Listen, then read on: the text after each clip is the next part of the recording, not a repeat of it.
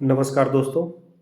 आज मैं आप लोगों के समक्ष एक किताब मुंशी प्रेमचंद की गोदान है, उसका पहले चैप्टर का सारांश लेकर प्रस्तुत हुआ हूँ। किताब में 3 कैरेक्टर मुख्य हैं, होरी, उसकी पत्नी धनिया और एक ग्वाला है भोला। होरी और धनिया एक किसान परिवार से बिलॉन्ग करते थे और वो लोग खेती किया करते थे। होरी एक दिन सुबह उठता है और अपनी पत्नी धनिया से कहता है कि लाठी लाओ मेरी, मैं जाऊँ मालिक से मिल आऊँ, ज़मींदार से। धनिया कहती है कि आप सुबह-सुबह जा रहे हैं, आपको आने में लेट होगा, थोड़ा नाश्ता कुछ करके जाइए। लेकिन होरी कहता है कि वहाँ पहुँचने में देर हो जाएगी, मालिक से मुलाकात नहीं हो पाएगी, जल्दी लाठी लाओ, मैं निकल जाता हूँ।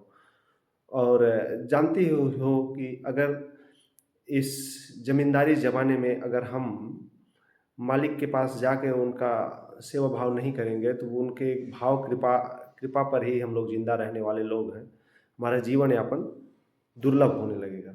इतने में धनिया कहती है कि हमारा जीवन अभी भी कौन-सा बहुत सुखमय है। हमारे पास 6 बच्चे थे, 3 उसमें मर चुके हैं, 1 ढेला, 1 पैसे की दवा हम नहीं कर पाए हैं। इन सब चीज़ों को गरीबी और दुःख, दर्द को उस समय दिखा रहे थे मुंशी प्रेमचंद्र, आपस में वो लोग बात करते हैं। उनके 6 बच्चों में 3 बच्चे मर चुके थे। मुख्य कारण गरीबी, भुखमरी और दवा का उपलब्ध न हो पाना समाज की इस व्यवस्था को इस मुंशी प्रेमचंद के गोबान में गोदान में दिखाया गया है। उसके बाद उनकी होरी की लाठी और जूता और सब चीज़ें ले आके धनिया देती है, पटक देती है और बोलती है लेकर जाइए। उतने में होरी मुस्कुराते हुए बोलते हैं, क्या सब सामान लेकर आए, ससुराल थोड़ी न जाना है। धनिया भी मुस्कुराते हुए चली जाती है और होरी अपनी लाठी और पनही लेकर पगडंडियों के सहारे निकल देते हैं। जाते हुए वो रास्ते में गुनगुनाते हुए, सोचते हुए जाते हैं कि अगर काश एक गाय ले लेते, तो उनके बच्चों का भरण पालन-पोषण सही होता और वो उसका विकास सही हो जाता। तो इस तरह से सोचते हुए जाते हैं और उनके बच्चों का नाम अगर हम लेना चाहें तो बहुत इंटरेस्टिंग नाम है। लड़के का नाम है गोबर और रूपा और सोना लड़कियों का नाम है। तो वो सोचते हैं गोबर का भरण-पोषण हो जाए, वो थोड़ा जवान हो जाए जिससे घर गृहस्थी देख सके।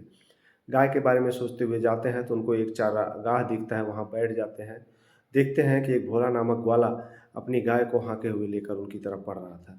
गाय के मन में सोच रहे थे पालने के लिए, तो सोचते हैं कि क्यों ना भोला से बात की जाए। भोला से बात करते हैं कि कहीं आप भोला जी मेला तो नहीं गए थे? भोला बोलते हैं हाँ गए थे, गाय ले आए हैं। नहीं।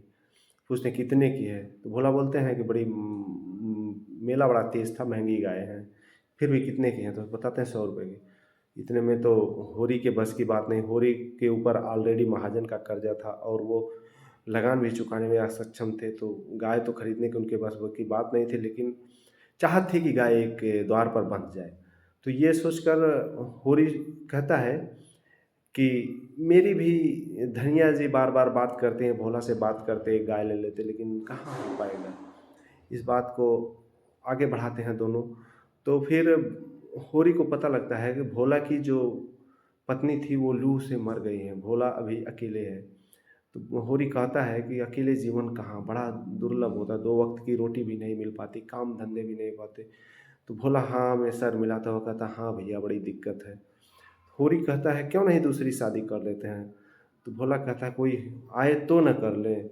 होरी कहते हैं कि हमारे ससुराल में कोई एक है जिसका पति शादी के तुरंत बाद कलकत्ते चला गया और वो अकेली है, उसके पास बच्चे भी नहीं, आप कहें तो बात चलाएँ।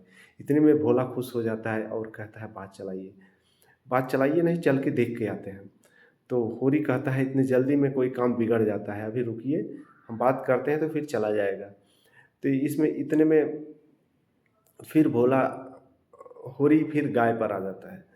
तो भोला कहता है आपको गाय की ज़रूरत है तो गाय मेरी क्यों नहीं ले लेते? होरी कहता है मेरे पास इतने पैसे नहीं हैं। तो भोला फिर कहता है कि आप गाय ले जाइए। भोला शादी के चक्कर में खुश होकर गाय फ्री में नहीं कह सकते, लेकिन गाय को देने के लिए तैयार हो गया उधारी में ही। तो होरी सोचता है कि ठीक है ले चलेंगे, लेकिन बात होते-होते आपस में दोनों में ये बात ये आती है कि भोला को पैसे की ज़रूरत है। भोला गाय इसलिए बेच रहा है कि उसको भूसा नहीं है खरीदने के लिए। तो होरी से कहता है कुछ पैसे दे देते तो भूसा ले लेते, लेकिन भोला होरी ये नहीं चाहता था किसी की मजबूरी का फ़ायदा उठाकर उसके सामान को ले लिया जाए। होरी मना कर देता, नहीं भैया आपको मैं भूसा दे दूँगा लेकिन आपकी गाय नहीं ले जाऊँगा। इस चीज़ को कह के होरी चला जाता है और उसको कहता है कि मैं मालिक के यहाँ से लौट के आऊँगा तो आप आके मुझसे भूसा ले लीजिए। ये हुआ पहले पाठ का सारांश गोदान का। नमस्कार।